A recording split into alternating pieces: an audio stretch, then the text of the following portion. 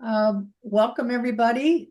We've invited Larissa Bennett from the Manatee School District to share with us the Wellness Wednesday program that has been developed and is still under construction with the Manatee School District to support our district's effort at meeting the statutory requirement for 5 hours of resiliency training. And Larissa has agreed to share with us that project and what's happening with that. And she asked me before we came on what the impetus of this program was. And we know that when it first started up, we heard from curious parents and teachers about where did this come from? Why are we doing this? What does it mean? And so we were curious about that too. And we did, many of us with the league went to the website, looked at the videos, and started to understand what was actually occurring. We also have some of our friends from Stream here, and as Larissa knows, and many of you do, that the Stream focus for last year was youth mental health. And so we're really happy to have members of Stream here with us too, to hear what this program is about and what results they're seeing with that. So I'm going to ask Larissa to please introduce herself, tell us a little bit about her background, what her journey is that led her to her current position and what that current position entails, and then she will move on into her presentation. We don't have many with us right now, and so I think when she's finished, we can answer questions. If you want to put them in chat as you think of your questions, you can do that as well. But I think there's few enough of us, we should be able to just have a conversation when our presentation's over. You ready? Ready. Take it away, Larissa. All right. Well, thank you everybody for joining and your interest in this matter. I am Larissa Bennett. I have been in the Manatee County Schools now for 23 years. I'm married to a fellow educator, actually the director of ESE services. And our family has been involved in Manatee County Schools since they were all young. I think since kindergarten, actually, if I go through all of them. So not me directly, but my husband's family has been in the district for a long time and have served back, both as my mother-in-law was head secretary, my sister-in-law was an OT assistant, my current sister-in-law on my side is a school social worker. So we're very much involved in our local schools, and very proud to be here. My journey started as a teacher. I met my husband at Bashaw Elementary, as serving as a 4th and 5th grade dropout prevention teacher at the time, and started my journey in teaching, and then quickly realized that the part of teaching I loved the most was working with students and talking with them when they came from recess and had issues and we wanted to solve the problems. And I found a pathway to school counseling that was going to allow me to do some of those things more than I could do in the classroom. So I started on that path and have been a school counselor now for the past 15, 16 years, maybe even more, and love my role as school counselor. Fortunately, unfortunately, I was selected by my peers as the Florida School Counselor of the Year 8 years ago, and that opened up lots of doors for me, including being tapped on the shoulder to head a school climate grant in our district. So I begrudgingly left the schools to work as a district office employee, as long as I negotiated being able to support elementary school counselors in conjunction with, at the time, Shirley Hurley, and we were going to make a dynamic team. Sadly, soon after I took my position, Shirley Hurley passed away, and then I was left with all of school counseling and school climate. And I think as I put my title slide up there, you'll see I still have both of those roles. And then in addition to that, I was also given multi-tiered systems of support, which we call MTSS, which looks at everything that we do for our students academically, behaviorally, attendance, and then incorporating mental health now into that system and structure. So I'm in charge of all of those things. And I've also been gifted our drug prevention units as well. So my job continues to expand in my little world. But I proudly served as the FISCA chair and served on the board until this past year for 6 years. So I've been very involved at the state level as well in regards to school counseling. I was part of the state group that wrote the resiliency standards when they were rewritten in 23. And I was part of that group that were able to revamp and rewrite those resiliency standards. So I'm very deeply involved in this work, and resiliency goes hand in hand with school counselors' work. I'm thrilled to have an ASCA president on the call. Would love to spend hours talking about that, but we'll work through all of this as we go along. So a little bit about me. I have 2 kiddos in the system. I have a junior and an 8th grader at this time, who go to Braden River High and Johnson, and we're thrilled. All right, so the catalyst of where Wellness Wednesday came from, and when the resiliency standards were rewritten, we still had at that time the 5 hours of required instruction. So if you're not familiar with that, several years ago, the state required grades 6 through 12 to do mental health lessons for students. And it was very broad, very vague. There were character education standards at the time, but they didn't touch on all of the kind of subtopics that the statute required for schools to teach. So we were kind of left all over the place. There wasn't really anybody in charge of it, if you will, at the district. We had a mental health coordinator who kind of dabbled in it, but there was a difference between what elementary was doing and what secondary was doing. When the resiliency standards came along, and also the change in statute language and the board rule indicated that here are some things that we want to include in that 5 hours. And there's certainly a lot more things to include than 5 hours allows for. So we now have more of a clear direction. And now with the resiliency standards, it's very clear what our targets are when we're teaching our students what the required instruction is. So in the past, we've done that by we had the Monique Burr program, which we have used in K through 5 for years and years, and that expanded to the secondary, as that was the only option that we had at the time. But that was very cumbersome and difficult for schools. You had to be trained in order to deliver the material. It's very heavy material, and so when shifts started to come about late last year, I suggested that maybe we look at another alternative option to help our schools meet all of these standards. And for sake of time and lack of programming that leadership felt would meet all of the community's requirements, this is kind of where Wellness Wednesday was born from. An idea of how do we get all of our schools doing the same thing that we can monitor and track, as the state is requiring some tracking components to make sure that all students have accessed the instruction. So I'll start with that and kind of lead into some more about what Wellness Wednesday really is. So starting with our purpose is where we always come from in Manatee County. We have our vision and mission statements, but when we look at these things, we look at how do we prepare our students to be prepared to be part of our community. And in that catalyst and in my work as school climate coordinator, we worked for a couple of years on something called the Portrait of a Graduate. And I know Dr. Parker, you were part of some of that work. And this is still very slowly building as we look at how do we incorporate this work into our systems. And as we have a new strategic plan coming, how does all of this get incorporated?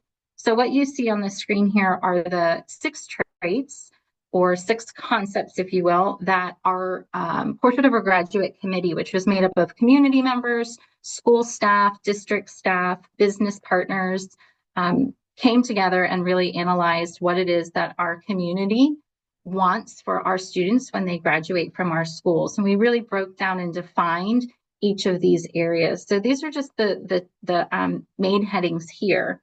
So as we start to build our work in Manatee County with the emphasis on looking at everything that we do falls into these categories, Resilience, you can see, is that one at the end that stood out for everybody as a required trait that we would definitely need to make sure was incorporated.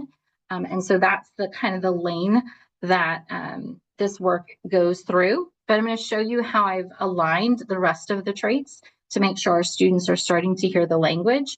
Again, as we as a district start to build in, how do we make sure that all of these areas are a focus for everything that we do, from curriculum to transportation to all of the different departments.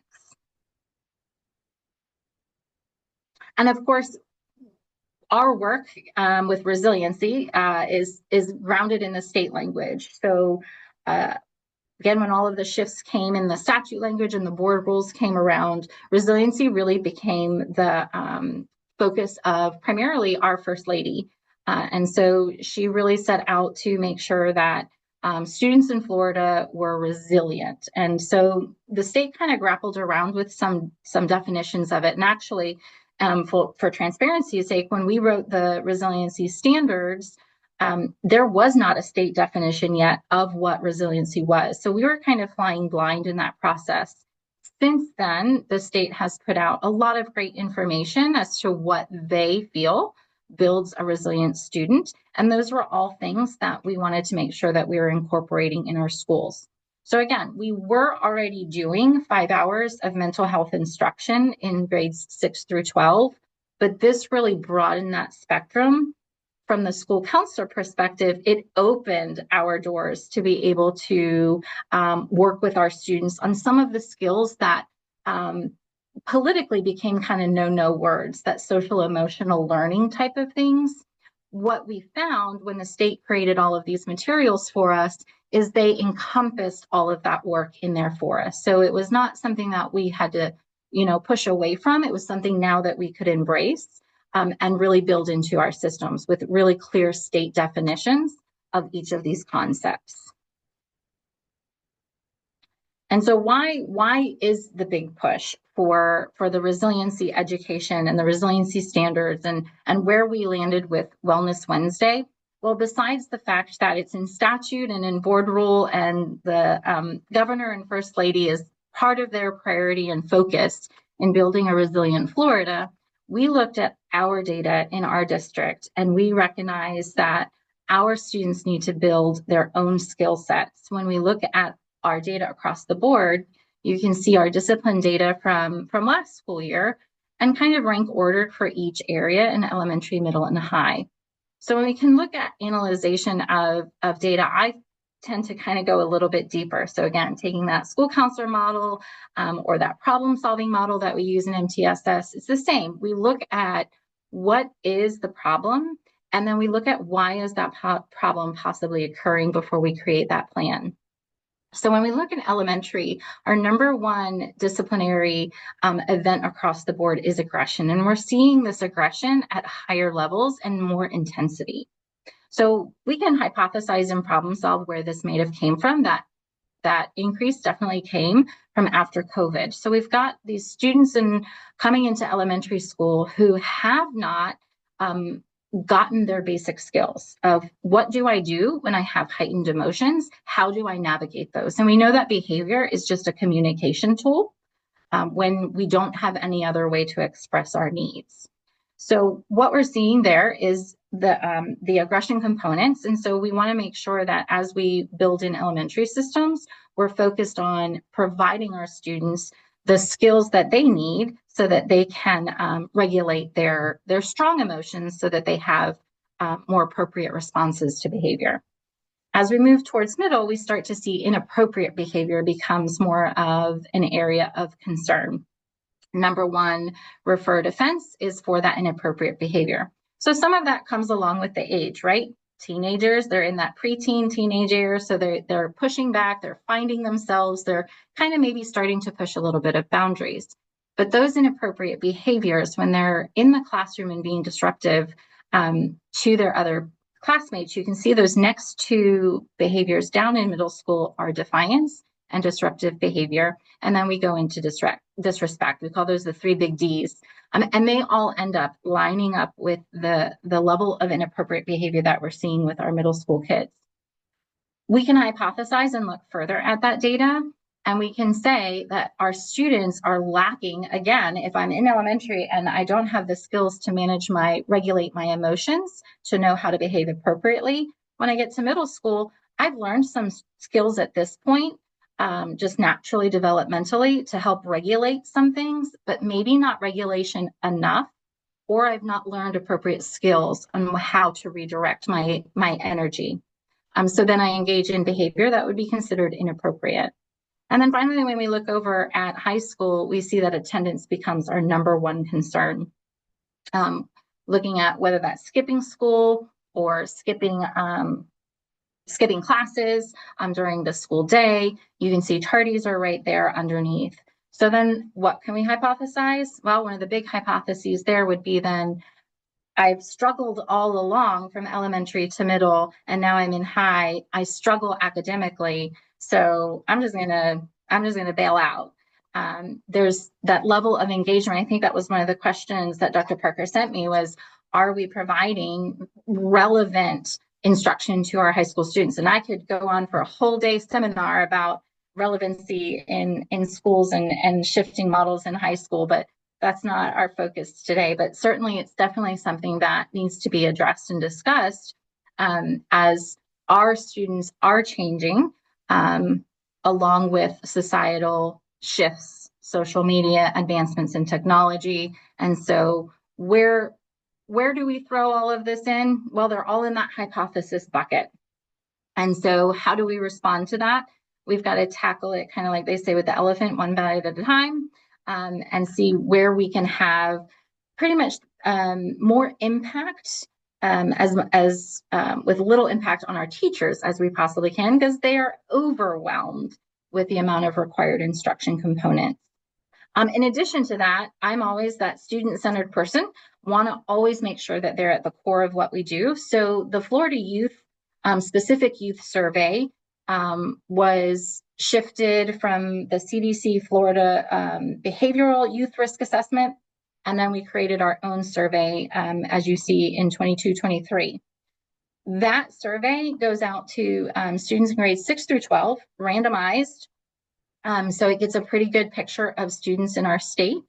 So that last survey, there'll be another one coming out this year, but the last data that we have, you can see here, 22% of students are expressing that they almost always feel signs of stress, anxiety, and depression. Those are really big feelings, meaning I'm not navigating those feelings. I don't maybe have the skills, or I need additional supports. And then the other big number that you see on the screen that concerns me is that 46% of our students had feelings of sadness, hopelessness, loneliness, nervousness, worry, or being afraid, so much so that it stops them from engaging in some of their usual activities. This data here is in line with what we see in our very own district when we talk about mental health referrals or suicide or self-harm assessments that we complete within the schools. So this data is very reflective of our own community. And so when we talk about helping our students build those skills so that they have tools in their toolbox is definitely something that we want to ensure our students have. And then finally, the last time that we completed a school climate survey under that grant that I housed was in 23-24. And the biggest numbers that you see on the screen here are for me, are huge catalysts as to why we need to push along with our resiliency education. What you see here is that 61% of our 6 through 12 students, so all students 6 through 12 who completed our survey, 61% of them acknowledge that they feel they do not have enough skills to help them when they have heightened emotions. So not just anger, but that could be even overjoy, that could be extreme sadness, it could be anger, frustration, and the gamut of all of those emotions. So 61% of our students are saying they don't feel they have enough skills to help them de-escalate when they have those heightened emotions. And then the other number there is 31% of our students indicated that they had a sense of belonging. And sense of belonging comes from a whole variety of questions, which in summation of it really just says that our students are not feeling like they have anybody that they can connect to at the school sites, or that they belong as part of an overall school community. So that's a pretty impressive number when we look at only 31% of our students are feeling that connection. So directly to that question, when we talk about high school students or having attendance concerns, they're not feeling like they belong to that school community, then it's easy for me not to be part of that and not to engage with that, let alone any struggles that I might have academically or with any other mental health concerns or needs that I might have. And then, of course, as a educational institution, always want to look at the end game. So if we have students who are going to college, I pulled some national data that we looked at that is in line with our current graduation rate. So you can see overall, this is a national percentage, about 85% of high school students who graduate on a yearly basis. Of those 85, that next percentage is 62%. So 62% of the students who graduate from high school go and attend a college, a 2-year or 4-year university or college. That 62%, if you look down at that arrow there, what that line is saying is that 30% of the 62% of college students drop out in that first year. So it's about half of our going college population that will drop out during that first year. And there's lots of research and studies as to why that is. And I always use this data point when I'm talking to our schools who feel that they have the higher end of students, the more academically inclined students. And I like to let them know that these are the students who might go off to college, who haven't had any struggles along the way because it's come so easy for them. And now all of a sudden they're kind of just one in the bunch. Or maybe they're at the lower end of their college class where they've used to being at the top end. So all of our students, not just those who struggle or who've had traumatic backgrounds, all of our students, including those who come from solid family homes, who are academically inclined, need skills that help them build their resiliency for when struggles or when tough times do arise. So is it really required? And that big answer is yes, it actually really is required by statute. And the board rule that I've listed here tells us exactly what it is that we're supposed to provide in our schools. So we have minimum of 5 hours. Of course, they leave that open because there are about 45 topics, including standards, that need to be covered. And this is looking at students in 6 through 12.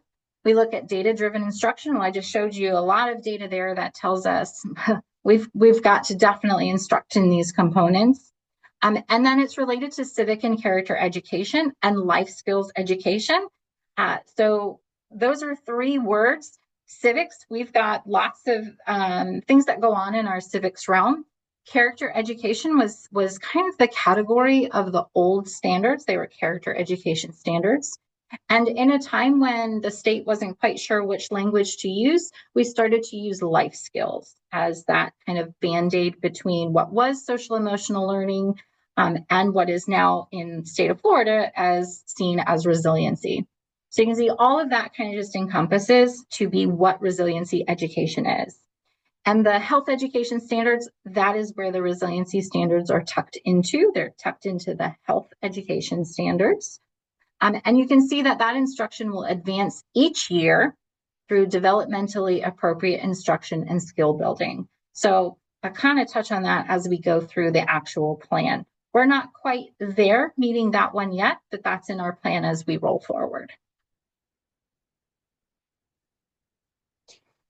So how are we going to meet all of this? Well, again, these conversations kind of started late in the year, late towards the end of the year last year, and looking at how are we going to make a system that was targeting all of the skills, making it as easy for our teachers and our schools to implement as possible, and then also providing the monitoring that the state requires. And so we put our heads together and tried to look for some resources out there that would also meet the requirements of our community. And Our fastest, easiest solution at that point was to create a video series. Several other districts have done something similar, so kind of took a look at what they were doing and if those met the state requirements, and they had. So we started out on this venture very late in the game, let me say. It was May, June before we really got the green light to move forward. And then from there, it was kind of how do we roll this out and create a plan. So that's where I came in. I don't have anybody on my team that works in this space, so it really is just me at this point. And so what we have going on is a 30-minute video. I take that back. It's not a 30-minute video, it's a 30-minute lesson. The videos I try to keep somewhere between 15 and 23 minutes, I think has been our longest one. 15 and 23 minutes of video instruction. And then the last bit is for pause. So pause and turn and talk, pause and do a class discussion, pause and do a self-reflection. So whatever that might look like in the classrooms, teachers have definitely started doing different things. It's been fun to hear what they've been working on. All of the resources that I pull from to create the lessons, a lot come from the state resiliency resources. If you haven't been on the resiliency.org site, it's a continuing to be a evolving site with lots more added, it seems like, every week. We have provided in the past, so the instruction that we provided to meet the standards was from Overcoming Obstacles, which was a great site of lessons that are right in line with life skills and resiliency. We use information from the Monique Burr Foundation. We'll get to those in the second part of the year as we internet safety, child trafficking, human trafficking, child abuse, that's what I'm trying to say, are all still part of the required instruction. So we'll use some of their information to share, and then other evidence-based programs that we have, especially for those of us in the school counseling realm. We've got a treasure trove of resources that we can pull from. And again, so the interactive components that have been utilized so far, we do a lot of turning and talking type of things. Anything that might be a little heavier. So our first two videos, I'll be honest, were our heaviest topics. And those were just in line with just the way that it fell. August 21st was a state mandated curriculum day to teach opioid prevention and fentanyl awareness. So we were required on August 21st to teach those lessons, but that was a very heavy day. And then September is Suicide Prevention Awareness Month. So that's where we tucked in the required suicide standards. So those 2 months back to back were pretty heavy. From September on out, from October on out, there won't be any other heavy mental health type of topics. It's really about those pro-social behavioral skills.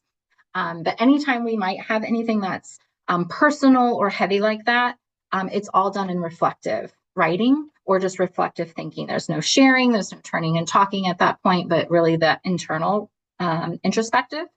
But other times we like to explore the use of turning and talking to a neighbor or a small group, or we've done some classroom activities that teachers can choose to use if they would like.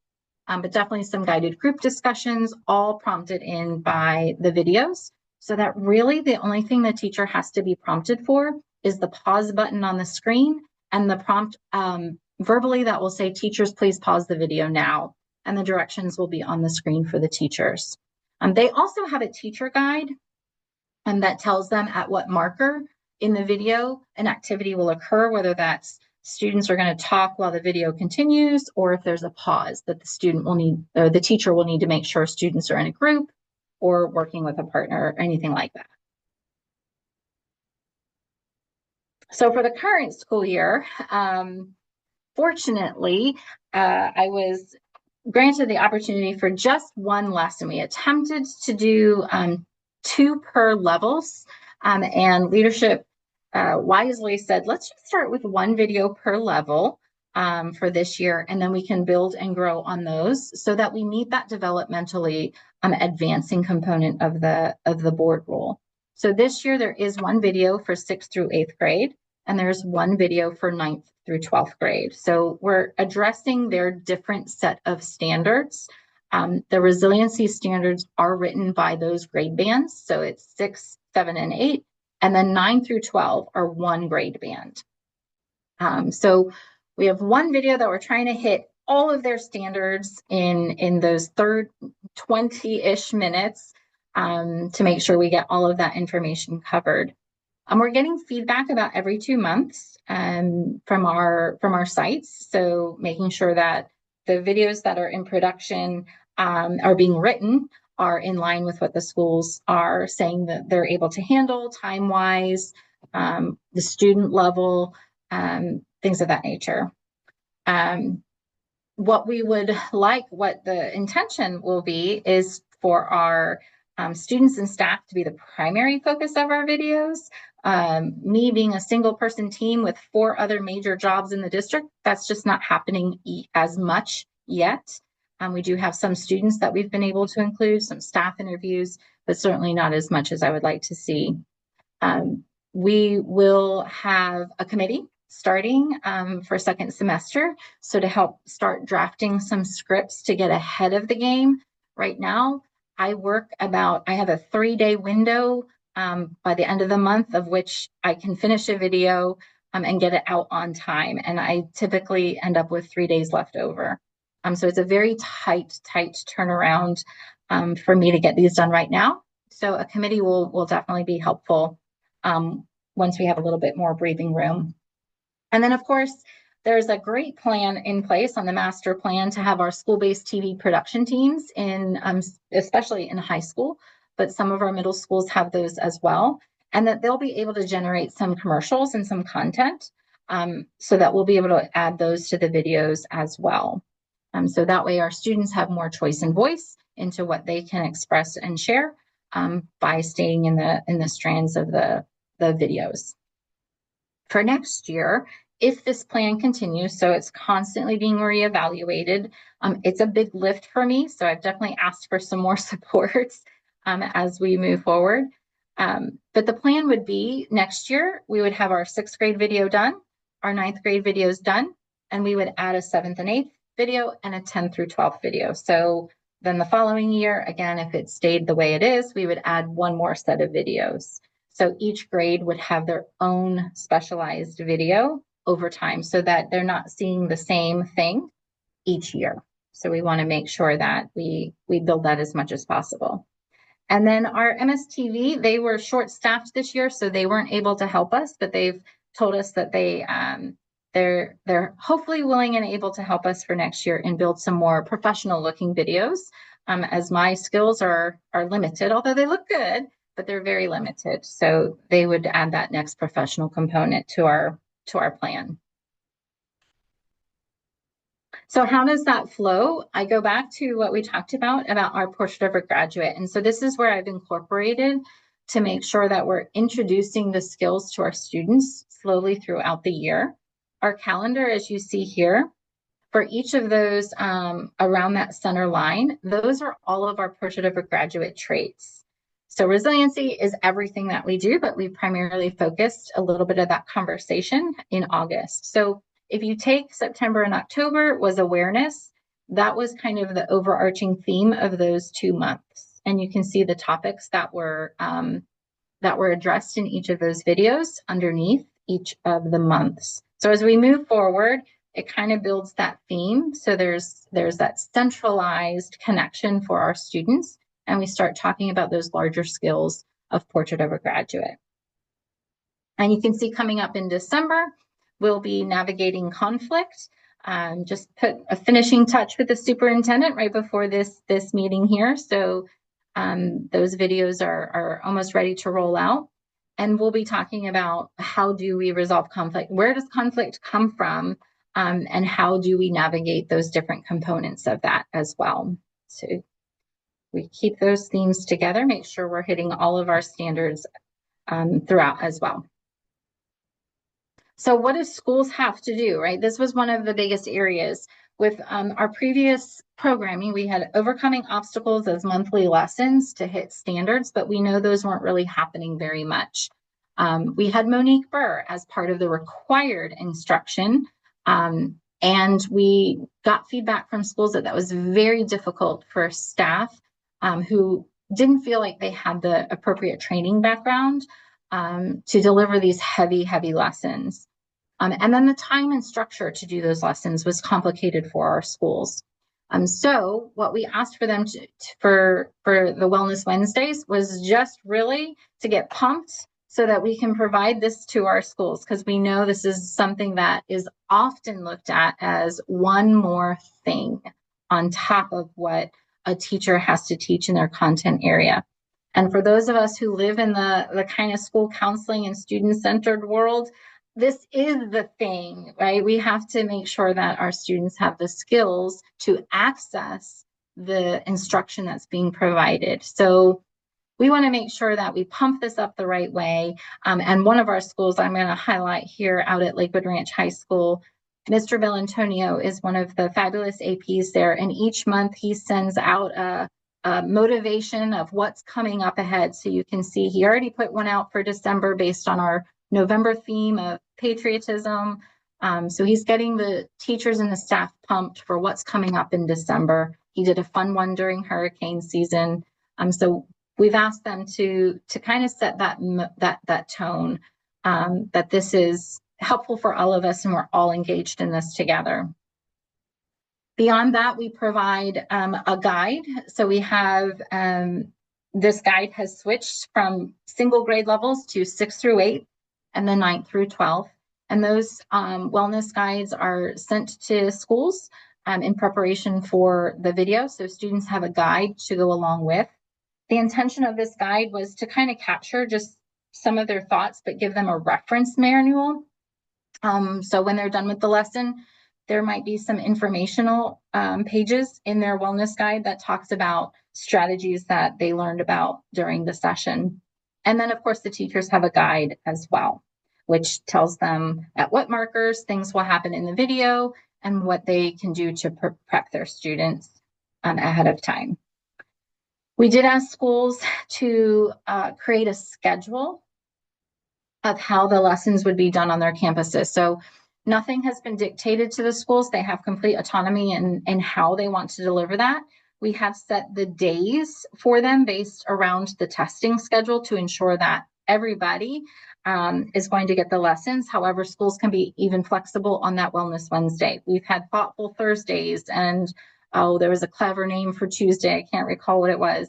But schools have had to shift and adjust based on what's going on their campus. We've had picture days, and we've had assemblies, and we've had just things that disrupted. So that flexibility is there. I just get alerted, so I know when to pull their attendance. But they can choose how they want to do it. So the lessons, again, 23 minutes has been the longest one. And then the discussions take up that extra bit because the required instruction, remember, is 5 hours. So by breaking out the year as we have, that's 30 minutes a month that students have to be engaged in these lessons. And then the last thing that the schools have to do is determine a plan for their absent students. That is one of the requirements from the state, is that we're monitoring and ensuring that all students have access to the lesson, even if they were not on campus during the lesson time. So that has been a bit of a cumbersome point for us, but really making sure that we're monitoring those students. So if they were not on campus, we create a Schoology course that schools can enroll the students in, and the video is there, and any sort of materials or interaction they can choose to turn on or off. And again, schools choose to do that differently. Some are doing it in person by pulling students to a centralized location. Others are assigning that Schoology course. So it really is up to schools on how and where they put this in. Let me circle back to the schedule. I forgot to mention that examples of where schools put this in. Some schools create kind of a special bell schedule for activities. So this fits into that special bell schedule they have. So it takes a little bit of minutes from each course and creates a time for them to do this. And some schools that's at the beginning of the day, some it's at the end of the day. Other schools are on a rotating basis. So we have schools who are doing it first period in August, second period in September, third period in October, and so on, so that it spreads out the impact. Other schools have special lunch schedules that this fits into what they already have scheduled. So schools are choosing to do this in very different ways. And then if you have not seen any of the fabulous videos that are out there, they're kind of tucked all into this new district website that we have. But it's under, if you go to the manateeschools.net site, it's in curriculum. When you get to the curriculum page, you have to click on the caret next to the word curriculum, which will drop down a menu that says state mandated curriculum. Once that pops open, then you'll see a button for resiliency required instruction, which will lead you to each of the skills for each month. And then the videos. And the videos are there typically anywhere from, I'll say, the day before to up to, my goal is up to 5 days before that Wellness Wednesday date. And for the most part, they're typically the first Wednesday. There's a couple months that are a little off, like February. It's almost the end of the month. And April, there's 2 because of testing. So, and then I cannot forget about elementary. I am an elementary person through and through. They are my blood, my passion. So we have had in elementary character traits. We have actually had this K through 12 for several years. A few years ago, we had the program called Character Strong, and that helped to align our character traits along with the character education standards. Those traits have shifted and evolved over time, and these traits that you see on the screen are what our K through 5 schools, our elementary schools, are following. And these go directly in line with the state traits that are defined for resiliency. So that's why some of them are a bit long and clunky. We wouldn't choose those necessarily, but they're directly aligned with the state, and we wanted to make sure we are aligned with that language. So in making our plan for our 6 through 12, I can tell you I tried to keep the same theming so that if we were doing responsibility and responsible decision making in August, you see that through line maybe went over a little bit into the 6 through 12 plan. So kind of kept a similar pattern going with our elementary schools and with our secondary schools. Unfortunately, right now, our elementary schools don't have a set curriculum. We have aligned several years ago, we aligned overcoming obstacles lessons to each of the standards that are required, and then added the character traits to make sure it was all crosswalked together. So we use overcoming obstacles. Schools can choose to use overcoming obstacles for their monthly lessons. Some of our counselors have other programs that they've vetted through their PTO, their SACs, excuse me. For example, Little Spot is one of those materials that some schools have chosen to work with their SAC and say that that's an appropriate curriculum for their school, but there is no set district curriculum for teaching any of the resiliency standards for elementary. Hopefully we'll get there one day, but we're not there yet. And elementary is not required instruction. They're just part of the standards. So as part of what is part of the health education standards. And I think that is all I have. So I'm definitely open to some questions. It's a lot of words. Well, thank you, Larissa. That was very enlightening. Go ahead and take your screen down so we can see everybody. And I know there's a couple of questions in chat. I'm looking for hands to see if anybody has a hand up. So let's look at what's in chat. Barb, do you want to ask these questions? You have 3 and Mary has 1. So I'm going to ask Mary's question first. Can parents opt out of Wellness Wednesdays? So according to the state, there is no opt out. There's only an opt out version, and it's on the district website, I believe. for sexual health and reproduction. There's a component that parents can opt out of those lessons. However, for all lessons that are part of required instruction, parents can request an alternative assignment. So we still can meet the standards, but it's in an alternative assignment form. And those are handled at the schools. Hey, Barb, do you want to ask? Sure. Thank you. Thank you, Larissa. I have a few questions. One is, in looking at the definition of resiliency, how do you differentiate adapting to difficult situations from accepting untenable circumstances and essentially abandoning agency? So when we walk a lot of fine lines when we're talking about our prepping our students. So the state provides kind of that overarching resiliency definition, which I'm going to use the First Lady's own terms, is kind of like pushing through situations and circumstances. For those of us that are in this field a lot, we know that some of it's more than just pushing through, right? There are those extenuating circumstances that we're just not going to push through. If I have mental health needs, I've got to have other systems and supports in place. So our focus in making sure that we're building the resilience, so meeting the required resiliency instruction and the standards, is just what that is, right? We're providing tier 1 instruction to all students to help them build what I would call those pro-social behavioral skills.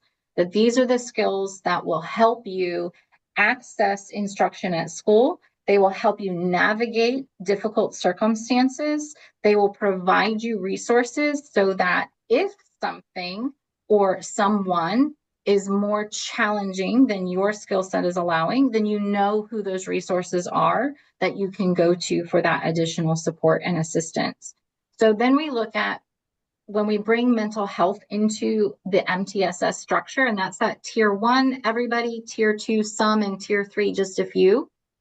Bringing mental health into that fold, I think, is really critical for us to look at, in that resiliency is tier 1. These are skills that we can help students build.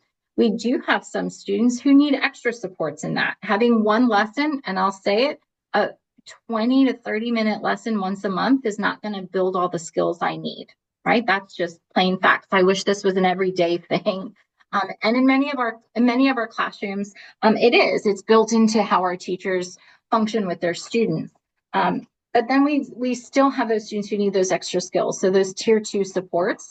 And that is really where our school counselors come in to be able to provide support to the tier 1 instruction, but also to pull students who are showing more behavioral needs, whether that's related to mental health or just needing more time to build their behavioral skills.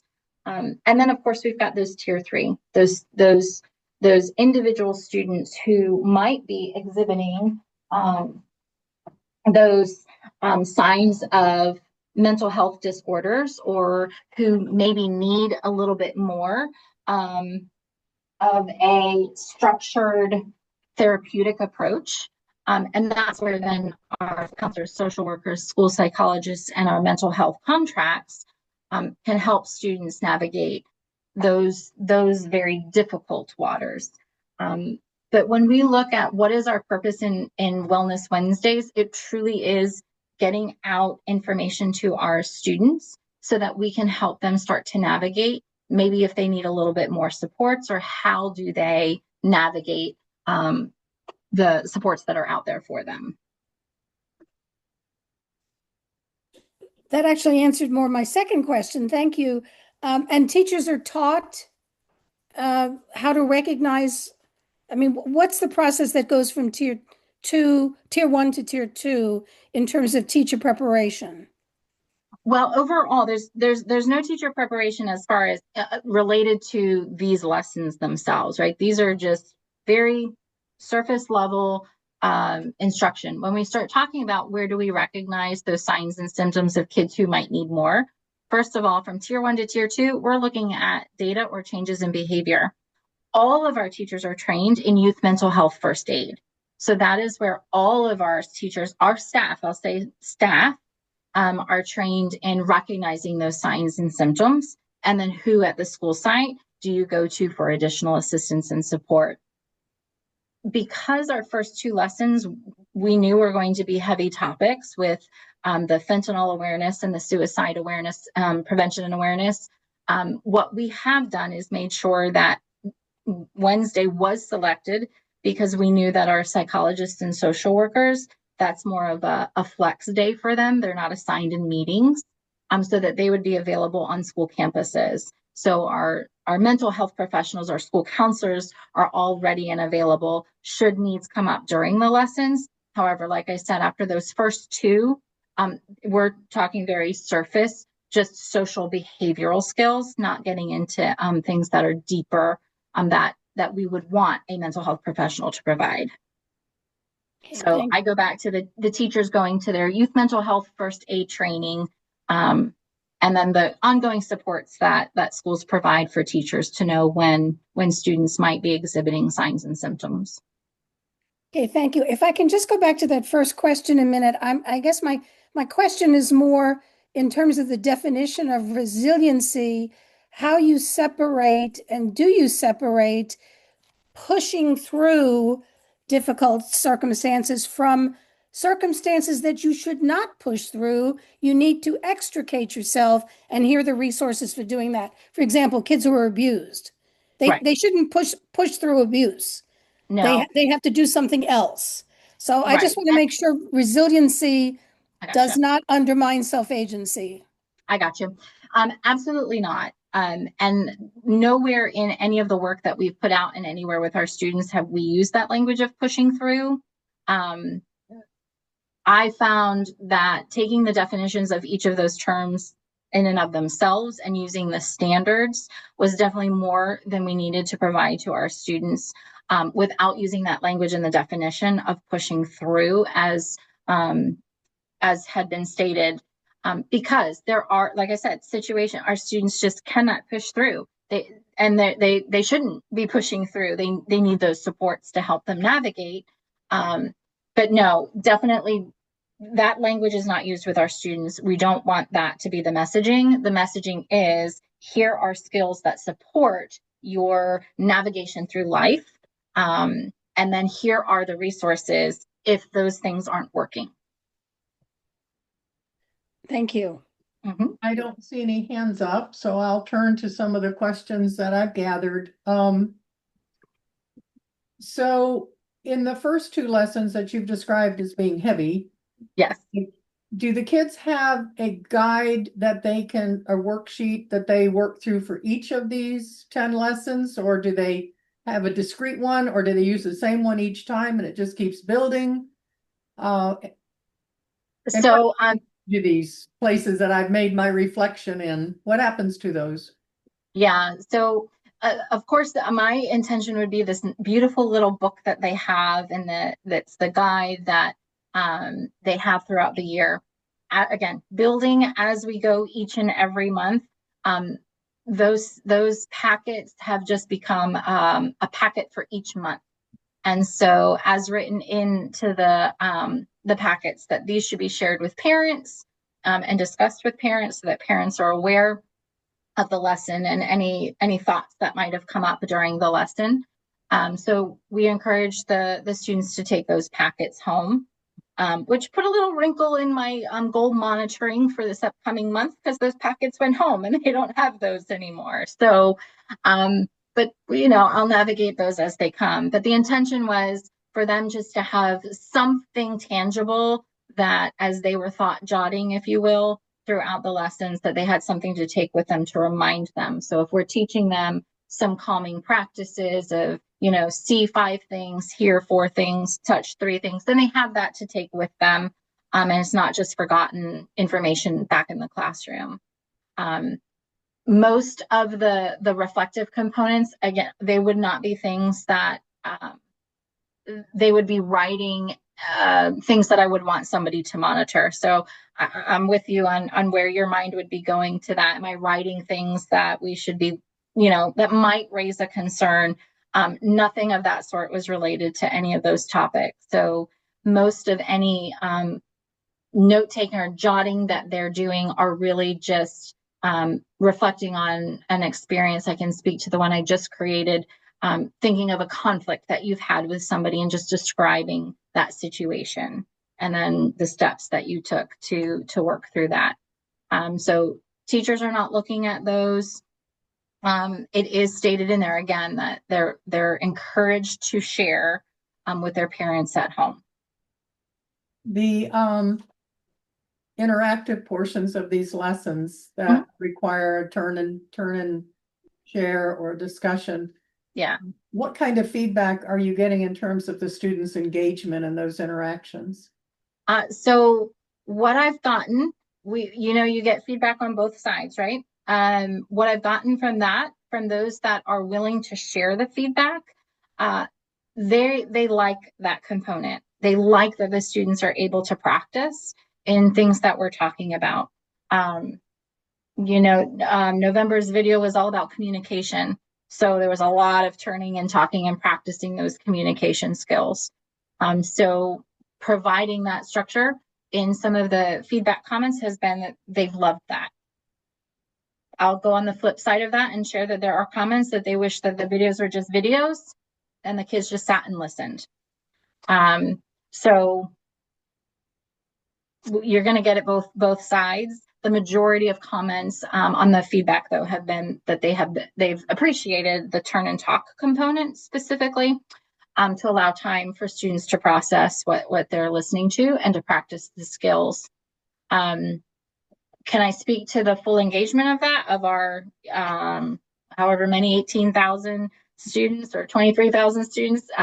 No, I cannot. But what I can say is what we know in education is the more excited the teacher is for it, the more excited the students are going to be and the more engaged they're going to be in it. So that's why we worked on our point of contacts, really pumping it up and bringing it as part of the school culture, and not just one more thing to do. Let's wrap it up with a question from Susan and then Elaine. My question is about the videos. Does a teacher have the flexibility to stop a video and engage the students in conversation rather than running through 20 minutes of a video and then say, oh, what did you think? Yeah. So actually, maybe the misnomer is it's a 20-minute video in total, but those pause breaks are throughout. Okay. So it's not 20 minutes and then 10 minutes of discussion. It's 30 minutes total that the video will probably go all the way to the end of, depending on how long the teacher's chosen for discussion. Where they do have that flexibility is definitely in when they choose to press pause, how long they choose to press pause for. So if they want to extend, I've given them suggested timeframes, but if they're in, deep in conversation or they're really practicing a good skill, some of them are like role-playing things, they might want to extend that to a bit longer. So they know their classroom structure and their students best. So they have the flexibility. And as we've said too, with our schools, they have the flexibility too. If they're really going deep in, stop the video and then we'll do another tomorrow because they have access to it on the website. So if they don't get it all done in that time frame and they want to keep going, for example, I have one middle school reached out and their teachers want to incorporate more writing in the midst of the video and reflection. They want to do writing prompts based on what they've taught, take the lessons and then have them do writing. Absolutely, go for that. I think that's great. So they have that flexibility to do that. Thank you. Elaine? Yep. Elaine? Yeah.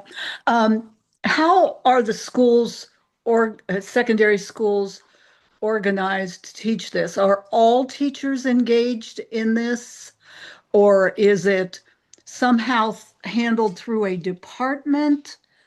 How, and probably there may be different models, but I mean, generally, how much of the staff is involved in this? It really is, Elaine, different for each school.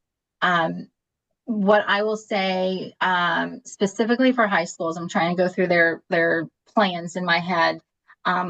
3 of them have that model where it's a rotating first period, second period, third period. So in that case, I would say it's a wide range of everybody. yeah. Where other schools have included it in that advisory type of activity period, where again, most teachers in those types of models have an advisory class, not all. The one school that it's attached to their lunch period, it's whoever might have a class during that particular period. So we know that will exclude a handful or more of teachers.